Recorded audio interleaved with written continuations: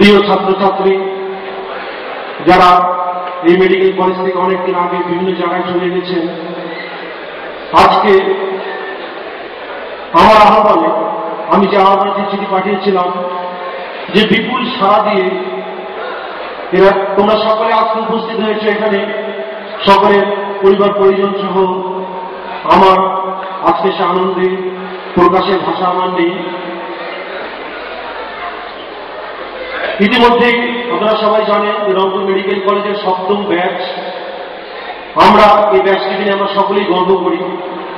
Rangpur medical কলেজের সকলেই জানেন 7ম ব্যাচ, এবং একসময় অনেকেই ব্যাচকে রয়্যাল ব্যাচ হিসেবে চিহ্নিত করে। আসলে আমাদের অনেক ঐতিহ্য আছে এই 7ম ব্যাচে।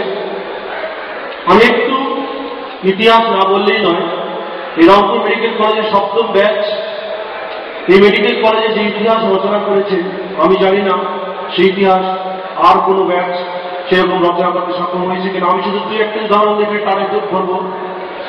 আপনারা জানেন যে রংপুর মেডিকেল কলেজে এই ব্যাচে যখন ফার্স্ট প্রফেশনাল পরীক্ষা অনুষ্ঠিত হয়, প্রথম প্রফেশনাল পরীক্ষায়, সেখানে এই বিশ্ববিদ্যালয় রাজশাহী বিশ্ববিদ্যালয়ের অধীনে 1 থেকে যে 10টি প্লেস মেধা তালিকা, এর মধ্যে 9টি স্থানে আমাদের মেডিকেল কলেজের ছাত্রছাত্রীরা প্রথম দ্বিতীয় থেকে শুরু করে 9টি স্থানে দখল করে আমাদের এই মেডিকেল কলেজের আমার ব্যাচের ছাত্রছাত্রীরা। এবং পরবর্তীতে আমরা এই প্রথম বা দ্বিতীয় পজিশন আর কখনোই আমরা হারাতে দিইনি শেষ প্রফেশনাল পরীক্ষা পর্যন্ত।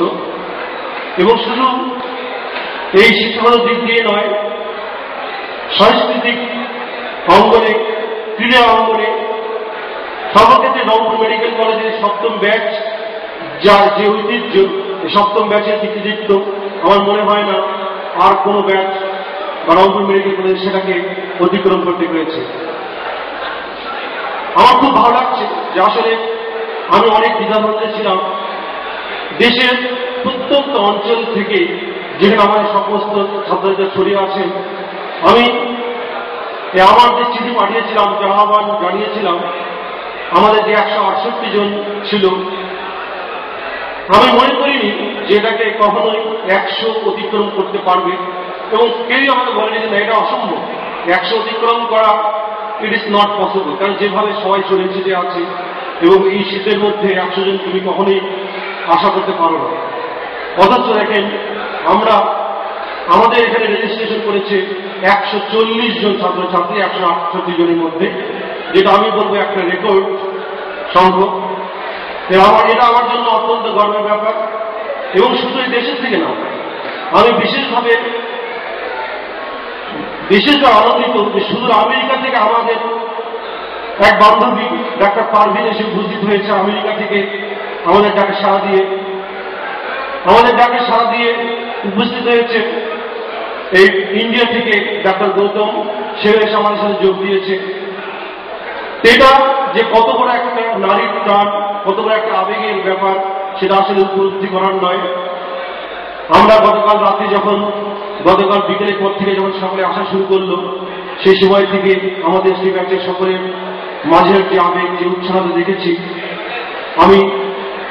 বিশেষ করে আমি সত্যি আনন্দে আমার বুক ভরে গেছে। আমার মনে হয়নি যে আমি এতদিন ধরে এই কষ্টটা যে করেছি, এটা এতটুকু মনে হয়নি। আমার মনে হয়েছে যে আসলে এটা সত্যি সার্থক হয়েছে। তো তার মাঝেও অনেক ত্রুটি থেকে গেছে। আপনারা দেখবেন যে আসলে আজকে আপনাদের সকলের হাতে আমি আমাদের এই 7ম ব্যাচের যে বর্ণাঢ্য যে সুবিনির, সেটা এখনো তুলে দিতে পারিনি। এর একটা কারণ আছে। আমার হাতে যদিও সুবিনির আছে, সেই সুবিনিটা সবার হাতে তুলে দিতে পারিনি, কারণ এখানে কিছু ত্রুটি থেকে গেছে।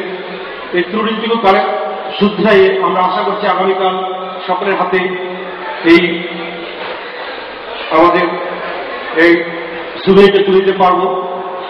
পাশাপাশি আমরা এই প্রথম রংপুর মেডিকেল কলেজ 7ম ব্যাচের একটা ডাইরেক্টরি প্রকাশ করেছি, যেখানে আমাদের ব্যাচের সকলেরই ছবি সহ পুরো ডাইরেক্টরি আছে। এটাও আমরা আশা করছি, এটা যদিও তৈরি হয়ে গেছে, তারপরেও আমরা এটা আগামীকাল সুবিনিরের সাথে সকলের হাতে তুলে দেব।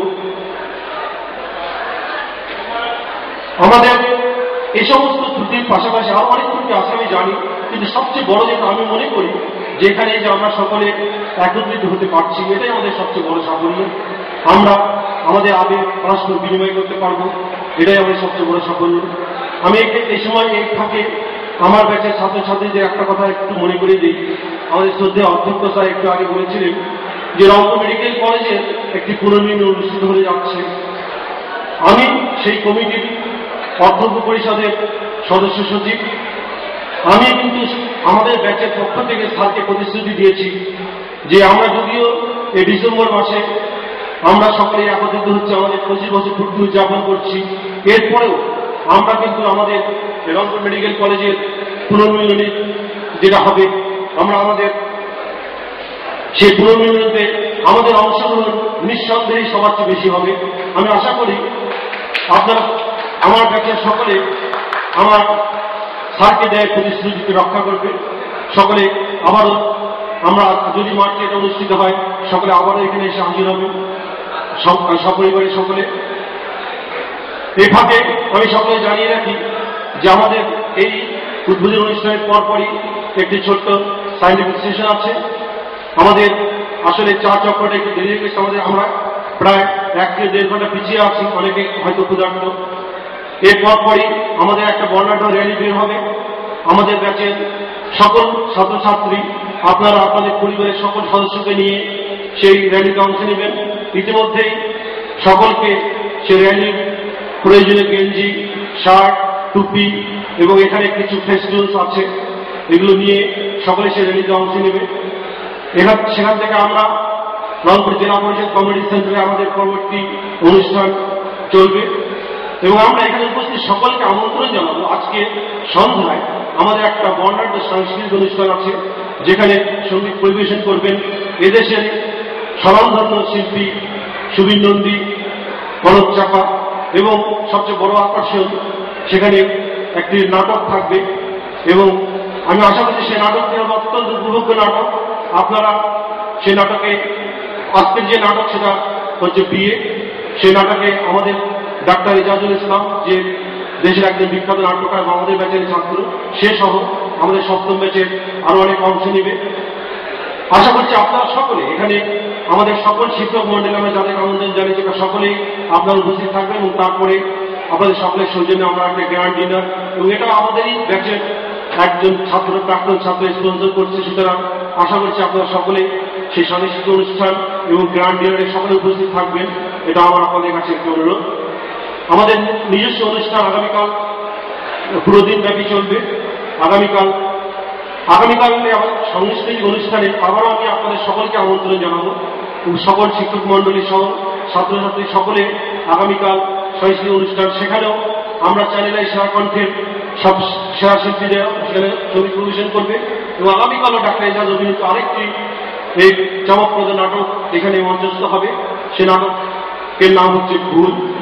আপনারা আশা করছি সকলে উপস্থিত থাকবেন সেই সব অনুষ্ঠানে। আজকের সময় যেহেতু অত্যন্ত আমরা অনেক সময় অনেক দূরে আছে, আমি বেশি কথা বলবো না। আপনাদের সকলকে, উপস্থিত সকলকে আমার অন্তরের অন্তঃস্থল থেকে আমার কৃতজ্ঞতা, আমার ধন্যবাদ জ্ঞাপন করে শেষ করছি। সকলকে ধন্যবাদ। ধন্যবাদ ডক্টর বসু। আমরা অনুষ্ঠানের একেবারে শেষ পর্যায়ে এসে উপস্থিত হয়েছি। এবার ভোট অফ থ্যাঙ্ক আসছেন আমাদের বন্ধু ডক্টর নিমাই চন্দ্র কর্মকার, এবং নিমাইয়ের বক্তব্যের সঙ্গে আমাদের আপাতত আজকের এই উদ্বোধনী অনুষ্ঠান শেষ হয়ে যাবে। ধন্যবাদ সবাইকে।